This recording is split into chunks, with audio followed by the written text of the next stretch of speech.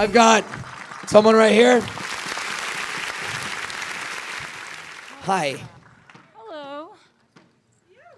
My name's Kathy, and Let's hear it for Kathy.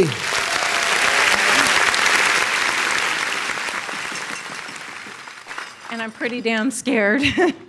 I was just going to do a declaration to myself privately, but I figured I'd be doing a disservice, and it's safer to do that.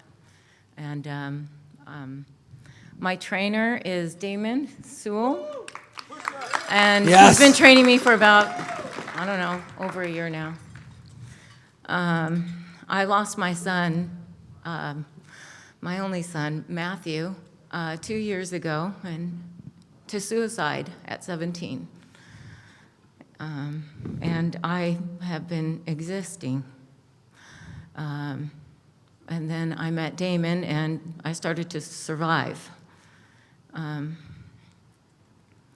But the surviving is going to lead to death because it's not good enough. And I have a 22-year-old daughter who's watching me and learning from me. And no parent wants to outlive their child.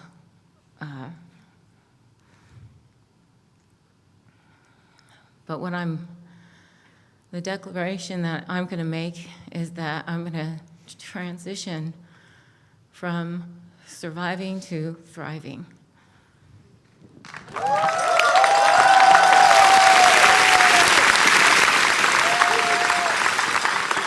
And my son was a tremendous lover of people, and I am too. And I think that one thing that I can say I can do is I can dedicate the rest of my life to helping other people.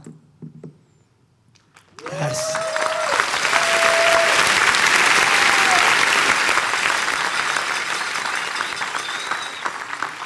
You know, if 5-6 years ago I'd heard somebody stand up and say something like that, I wouldn't even know what it means. But having my own children, for those of you who have kids in this room, I can't even imagine. I can't even begin to imagine what you have gone through and what you do go through every day. But what I want you to understand, if I may, is first of all, I don't know your spiritual beliefs, but you have to believe as I do, that wherever he is, that's what was meant to be. That was best for him, and that was best for this universe. And whatever he's doing, wherever he is, he's doing more in my beliefs, in my personal spiritual beliefs, and my beliefs in God and the universe. And wherever he's at, he's doing things for the universe that are bigger than what he could have done from here on planet Earth. And number two, you mentioned you have a 22-year-old daughter. And I'm so glad you see she needs you.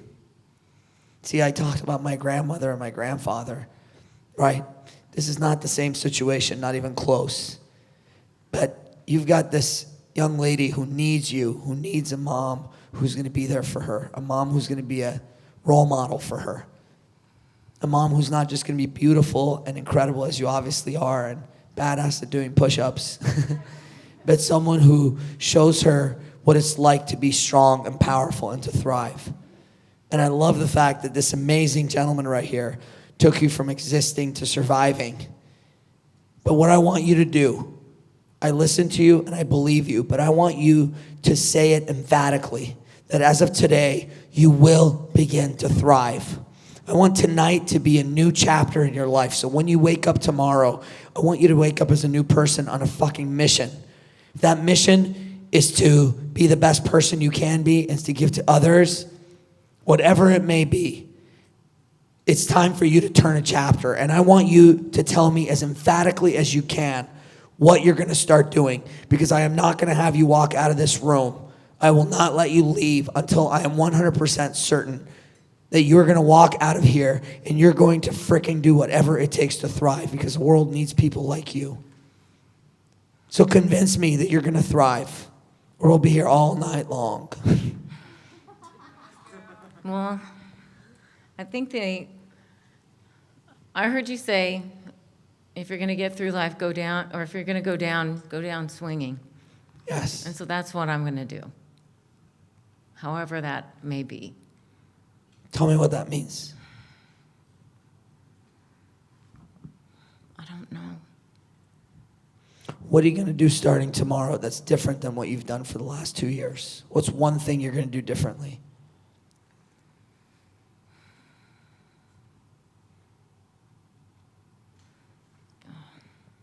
What's one thing you can do that you haven't done for the last 2 years?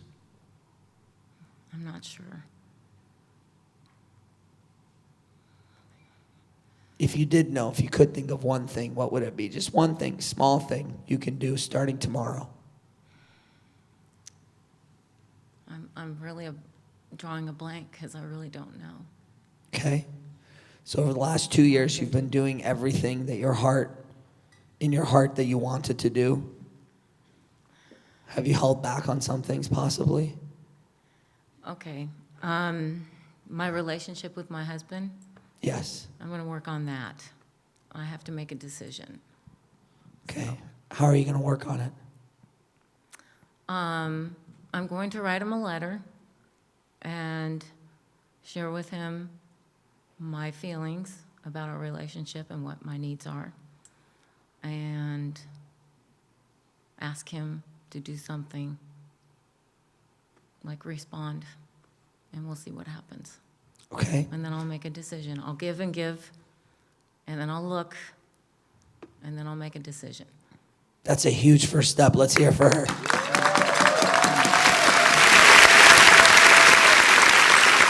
Now, what you may want to do is you may want to talk to one of my leaders or someone who can help you figure out if he's a visual person, a letter might be a good idea. Mm-hmm. If he's auditory, he may need to hear this from you. So you can give him a letter, but read it to him out loud. If he's a kinesthetic person, you're going to have to figure out how to make him feel what you're telling him. And that may mean hold his hand as you read him the letter or as he reads the letter. Since we just talked about this stuff, I want you to understand that when you say you're going to write a letter and give it to him, mm-hmm. that may not be something that connects right to his heart. He may see that and not really see what's inside of it. So do that. Give me one other thing you could do. What can you do for you?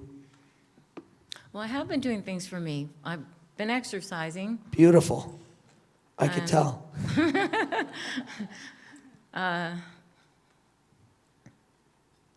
Well, a change in my career. Okay. And I've been working on that. Okay. Thanks to Damon again. Excellent. So I'm working on that. I've got to learn to let go and allow myself to live. What do you need to let go of? Guilt. What guilt? That I couldn't save my son. Was it your responsibility? Did you know that something like this was going to happen? No, but parents protect their children. So how can you feel guilty about something you had no idea could have possibly happened? Because I have hindsight, and I see signs now that I didn't see then. Really? So you have hindsight. Using your hindsight, would you please go back and get your team all the Jeopardy points from this morning? Because that really could have helped their butts out. It's just I missed some telltale signs. But aren't there telltale signs all around us? Come on. You got to stop lying to yourself. Aren't there telltale signs about everything? Aren't there telltale signs that the market is going to crash tomorrow morning? But then there are telltale signs that the market's not going to crash. Aren't there telltale signs that Trump is going to be our next president and telltale signs that he'll never be a president? Aren't there telltale signs that it's going to fucking snow tomorrow in LA? I mean, look, there's signs for everything. If you took every piece of information that's available to you and said, I should have known, this hindsight thing, I mean, come on. How long are you going to beat yourself up because you couldn't read fucking minds? And I don't mean to be upset at you, but I get upset when women don't love themselves and they don't give themselves the love and the credit that they deserve. Did you treat your son like shit and treat him horribly his entire life and kick him to the side of the street? No. He was well loved. Did you love him? Very much. Did you care for him? Yes. Did you do everything you can as a mother? Yes, I did. How can you possibly blame yourself? What could you have possibly had to do with what happened?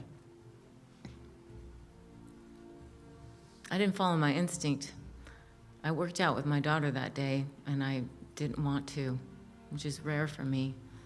And even driving down to the gym, I wanted to turn around and go back home, and I didn't. And what would have happened had you driven back? First of all, you didn't drive back. But even if you had driven back, what would have happened? What would be different? Would something have just been delayed by an hour, a day? Or could it be that something worse could have happened? Yeah, it could have been just delayed. Could something worse have happened? Could he have done more than just take his own life? No. How do you know what could have happened?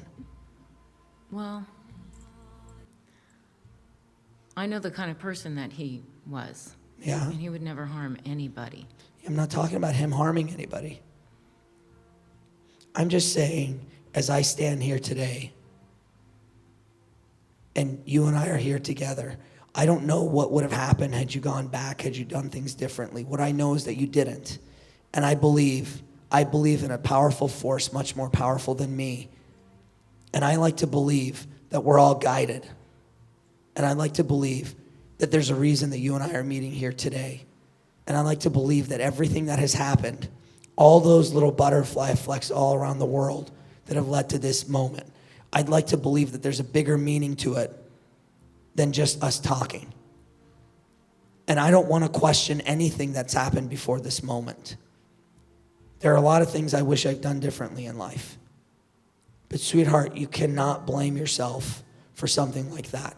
And as long as you blame yourself, you're robbing yourself of the life you deserve, and you're robbing your daughter of the life that she deserves. Does she deserve a mother who's there for her 100%? Yes.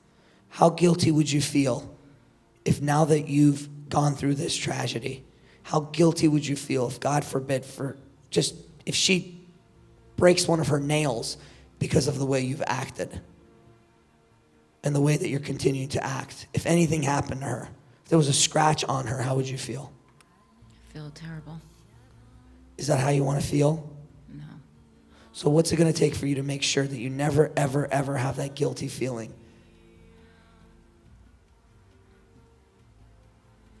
I'll have to make a decision to put it away.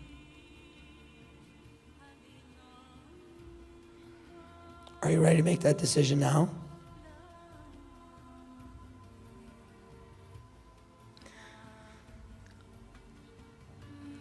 Well, I do want to say that my son posted on an online app that he was going to take his life. And a 17-year-old girl tracked his whereabouts down and called the police, and 20 hours went by and they never called my home or sent a police car to my house. So that's really hard for me to get past too, because this could have been prevented and would have been. And I think Matthew just needed somebody to talk to him. He needed a chance to be reasoned with. So that's why it's so hard for me to, okay, but with the guilt would be just a decision that I'd have to make to throw it away. And I'll do that. I'll make a commitment to do that. Are you willing to make the decision right now? Are you willing to look inside of your heart and say, I will make this decision now? Yeah, I'll do that. Tell me what decision you've made. Okay, I made a decision to release myself of guilt. Tell me, I have decided, and tell me the rest of it. Okay, I have decided to release myself of guilt for my son's death. Seriously.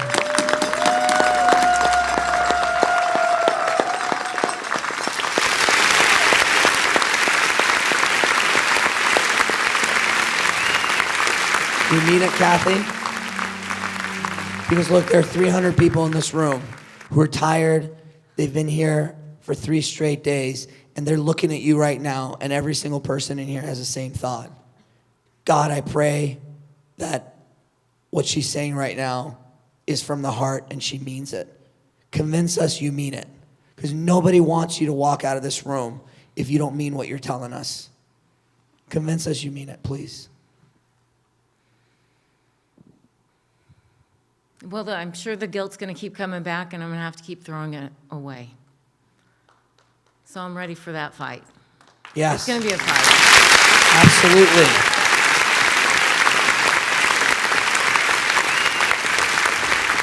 What are you going to do when you get to that fight? I'm going to have to throw it away in the bucket. But are you going to fight? Are you going to show up and fight? Yes. And are you going to win? I have to. Are you going to win that battle? Yeah. And as you win that battle, is it going to be easier or harder the more times you win that battle? It's going to get easier. Is it going to be hard at first? Really hard, right? Yes. So there's a concept that I'll take 30 seconds to explain that I didn't explain in this seminar. It's a concept of reaction time. In life, we always have a reaction time. See, people say, for example, I've overcome anger. No one ever overcomes anger. You just improve your reaction time to it. All that's going to happen, sweetheart, is I just want you to improve your reaction time. The next time you get that guilty feeling, it may take a day, may take 2 days. But however long it takes, you snap yourself out of it. Then all I want you to do is next time, stay in that shitty mode for fewer hours than you did the last time. Spend 20 hours there. Then cut it to 18, then 15, then 10, then 5, then 2, then 1. Then a day will come where you'll feel the guilty feeling, and 20 minutes, it'll be gone. Then 5, then 2, then 1 minute. And then eventually you'll get to the point where the guilt will come, and right before it comes out, you'll put it back down. And that's the day you can say, I conquered it. But the decision to make is a decision you need to make tonight. And if you don't make this decision tonight, I'm telling you, because I don't know what's really going on in your mind. I have to tell you, if you don't make that decision tonight, Kathy, with all these people here watching you, with all that you have writing on this, if you don't make the decision tonight, you're not going to make the decision tomorrow. So have you made this decision? Yes. Are you done? Are you going to put this stuff aside and focus on being the best version of you so you can give your gift to your daughter? Yes, I'm doing that. And you can have the life that you deserve.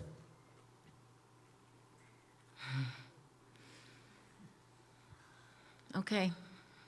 Are your parents still alive? No. No. Okay. Do you think you were put on this earth for a purpose? Mm-hmm. What might that purpose be? To give. To give. Mm-hmm. Are you going to be able to give if you are not whole? I do. I do give.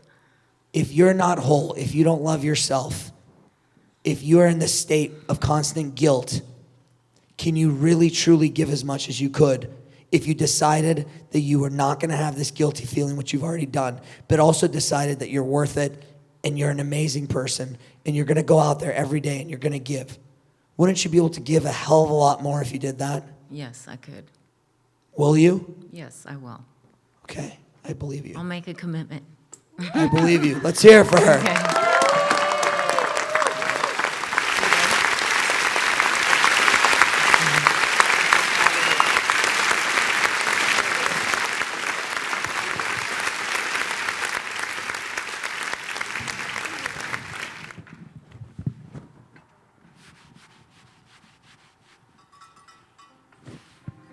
Thank you for being here.